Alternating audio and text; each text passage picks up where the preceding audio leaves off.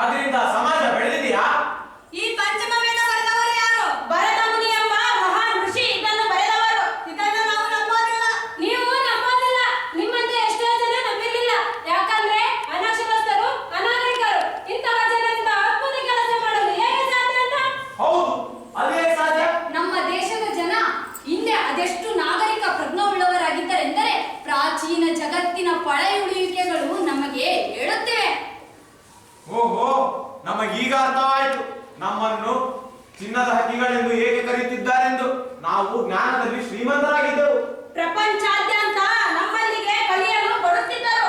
ಹಾಗಾದರೆ ನಮ್ಮೊಳಗೆ ಭೌತಿಕ ನಿವರ್ತನೆ ಯಾವಾಗ ಆರಂಭವಾಯಿತು? ಸಹಸ್ರಾರು ವರ್ಷಗಳ ಹಿಂದೆ. ಅದು ಹೇಗೆ?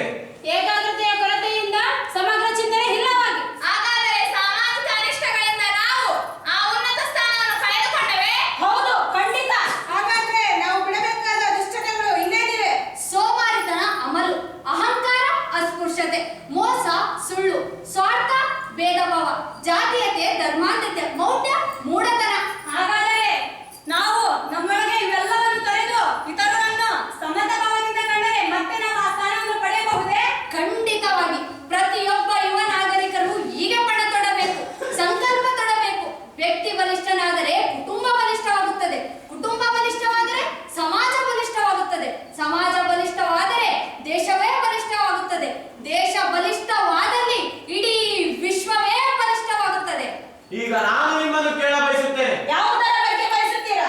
ಕೊರೋನಾ ಅವಧಿಯಲ್ಲಿ ಪ್ರಪಂಚಾದ್ಯಂತ ಕೊರೋನಾ ಮಾರಿ ಬಂದಾಗ ಜಾಗತಿಕ ಬಿಕ್ಕಟ್ಟು ಪರಿಣಮಿಸಿತು.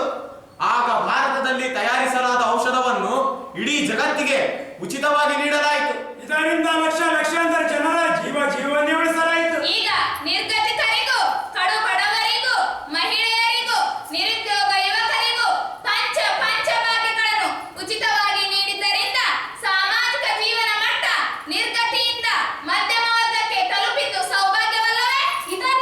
ಇದನ್ನೇ ಕಲ್ಯಾಣ ಕುಟುಂಬ ಎಂದು ಕರೆಯುತ್ತಾರೆ. ಈ ಜಗತ್ತು ಒಂದು ಕುಟುಂಬ ಎಂಬುದಕ್ಕೆ ಇದಕ್ಕಿಂತ ಉದಾಹರಣೆ ಬೇಕೆ? ಇಂತಹ ಕುಟುಂಬದ ನಿರ್ಮಾಪಕರಾಗಿ ನಾವು ಮುನ್ನಡೆದು ಮತ್ತೆ ನಮ್ಮ ನಾಡು ಮುತ್ತು ರತ್ನಗಳನ್ನು ಬಳ್ಳದಿಂದ ಅಳೆದು ಮಾರುವಂತ ವ್ಯವಸ್ಥೆಯನ್ನು ನಿರ್ಮಿಸೋಣ. ಈಗ ದೇಶ ವಿದೇಶ ನಮ್ಮ ನಾಡಿನತ್ತ ಬರುತ್ತಿದ್ದಾರೆ. ಈಗ ನಾವು ಸಂಸ್ಕೃತಿಯ ಪ್ರದರ್ಶನಕ್ಕೆ ದೇಶ ವಿದೇಶದ ಜನರನ್ನು ಸ್ವಾಗತಿಸುತ್ತಿದ್ದೇವೆ. ಅವರು ಅಪ್ಪಿಕೊಳ್ಳುತ್ತಿದ್ದಾರೆ. ಈಗ ಅವರು ಚಿನ್ನದ ಹಕ್ಕಿಗಳಾಗುತ್ತೇವೆ.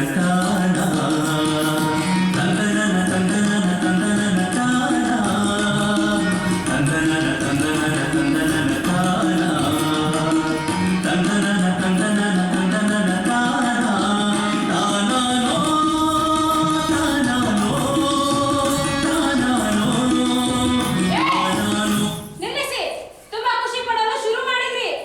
ಆಯ್ತಪ್ಪ, ನಿಲ್ಲಿಸ್ತೀವಿ. ನಾವು ಚಿನ್ನದ ಹಕ್ಕಿಗಳಾಗಬೇಕು. ಹೇಳು, ಅದಕ್ಕೇನೇನ್ ಮಾಡಬೇಕು? ಅದನ್ನ ಒಂದಿಷ್ಟು ಜನರಿಗೆ ತಿಳಿಸಿ ಜಾಗೃತಿ ಮೂಡಿಸ್ತೇವೆ.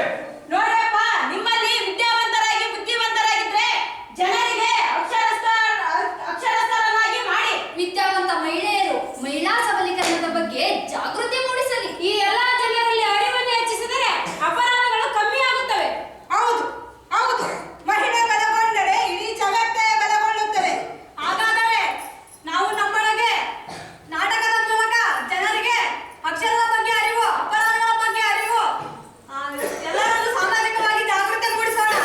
ಹೌದು, ಈ ಮೂಲಕ ಮಾದಕ ವ್ಯಸನ, ಆರ್ಥಿಕ ಭದ್ರತೆ, ಸಾಮಾಜಿಕ ಸುಧಾರಣೆ, ಉತ್ತಮ ಆರೋಗ್ಯ ಇವುಗಳ ಬಗ್ಗೆ ಅರಿವು ಮೂಡಿಸೋಣ. ಜಾತಿ, ಮತ, ಧರ್ಮ ಭೇದ ತೊಲಗಿಸಿ ಮತ್ತೊಮ್ಮೆ ಬಲಿಷ್ಠ ಕಲ್ಯಾಣ ರಾಜ್ಯವನ್ನು ಕಟ್ಟೋಣ. ವಿಜ್ಞಾನದ ಜ್ಞಾನವನ್ನು ಹೆಚ್ಚಿಸಿ ಇತರರನ್ನು ಅವಲಂಬಿಸದೆ ಸ್ವಾಭಿಮಾನಿಗಳಾಗೋಣ.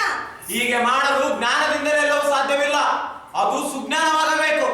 ನಾಟ್ಯಶಾಸ್ತ್ರವನ್ನು ಇದೇ ಕಾರಣಕ್ಕಾಗಿ ಬರೆದದ್ದು. ಇದನ್ನು ನಾವು ಓದಲೇಬೇಕು. ನಮ್ಮ ಪರಂಪರೆ, ನಾವು ಮರೆತು ಹೋದ ಕೆಲಸ ಕಾರ್ಯಗಳು, ನಾವು ಮರೆತು ಹೋದ ವೇದ ಪುರಾಣಗಳು ಮತ್ತು ಮಹಾಕಾವ್ಯಗಳು, ದಾಸರ, ವಚನಕಾರರ, ತತ್ವಪದಕಾರರ ನುಡಿಮುತ್ತುಗಳನ್ನು ಅರಿಯದವರಿಗೆ ಮತ್ತು ನಮ್ಮ ನಂತರದ ಕಿರಿಯರಿಗೆ ಹೇಳಬೇಕು. ನಮ್ಮ ಪೂರ್ವಜರ ಕೊಡುಗೆ ಕಾರ್ಯಗಳನ್ನು ಮತ್ತೊಮ್ಮೆ ಅನ್ವೇಷಿಸಬೇಕಾಗಿದೆ, ಮರು ಓದಿಗೆ ಅರ್ಥೈಸಿಕೊಳ್ಳಬೇಕಾಗಿದೆ. ಅವರ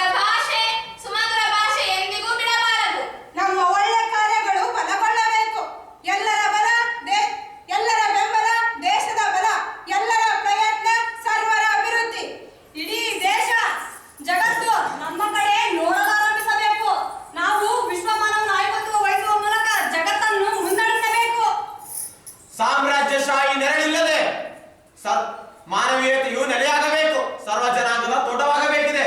ಸಾಮಾಜಿಕ ನ್ಯಾಯದ ಅಧಿಕಾರವಾಗಿ ವಿಶ್ವ ಮಾನವರಾಗೋಣ. ಹೌದು ಸಹೋದರ, ನಾಟಕದ ಮೂಲಕ ಏನೆಲ್ಲ ಅರಿವು ಮೂಡಿಸಬೇಕು ಅರಿವು ಮೂಡಿಸೋಣ. ನಾವು ನಿಮ್ಮ ಜೊತೆ ಕೈ ಜೋಡಿಸುವೆವು. ಹೆಣ್ಣು ಭ್ರೂಣ ಹತ್ಯೆಯ ನಿಲ್ಲಿಸೋಣ, ಹೆಣ್ಣನ್ನು ಬೆಳೆಸೋಣ. ಹೆಣ್ಣು ಸೃಷ್ಟಿಯ ಕಣ್ಣು. ಸ್ತ್ರೀ ಶೋಷಣೆ, ವರದಕ್ಷಿಣೆ, ಅತ್ಯಾಚಾರ, ಬಾಲ್ಯ ವಿವಾಹ ಇದರ ಬಗ್ಗೆ ನಾಟಕ ಮಾಡಿ ಅರಿವು ಮೂಡಿಸೋಣ.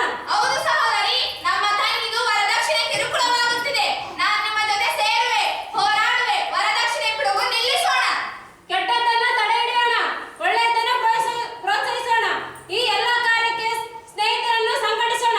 ಇದು ಪ್ರತಿಯೊಬ್ಬ ವಿದ್ಯಾವಂತ, ಬುದ್ಧಿವಂತ ಮತ್ತು ಪ್ರಜ್ಞಾವಂತ ಕರ್ತವ್ಯವೆಂದು ಸಾರೋಣ. ಹಾಡಿನ ಮೂಲಕ, ಕತೆ, ನಾಟಕ, ಕವಿತೆ, ಸಾಹಿತ್ಯದ ಮೂಲಕ ಅರಿವು ತಲುಪಿಸಿ ಅರಿವಿನ ದೀಪ ಹಚ್ಚಿಸೋಣ.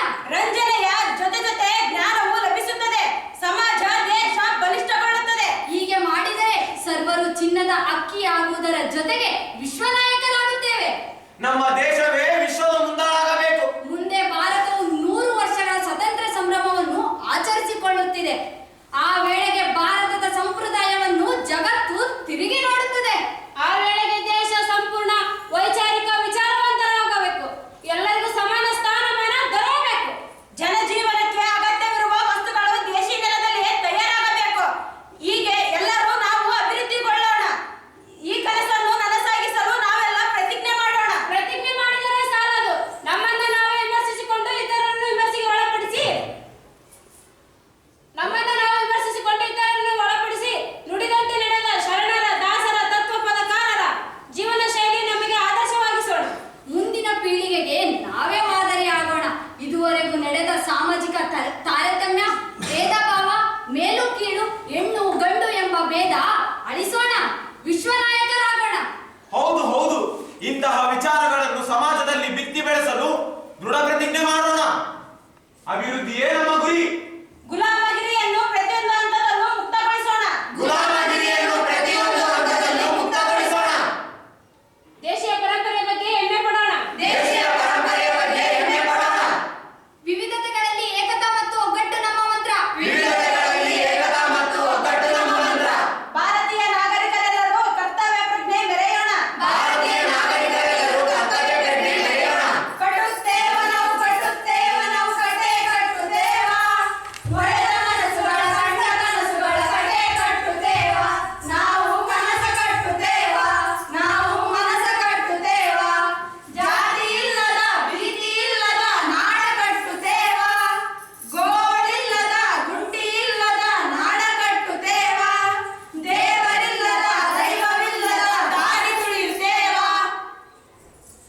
H Aishwarya, Poornima, B Neelamma, Rakshita, T Lakshmi, Gagandeep T.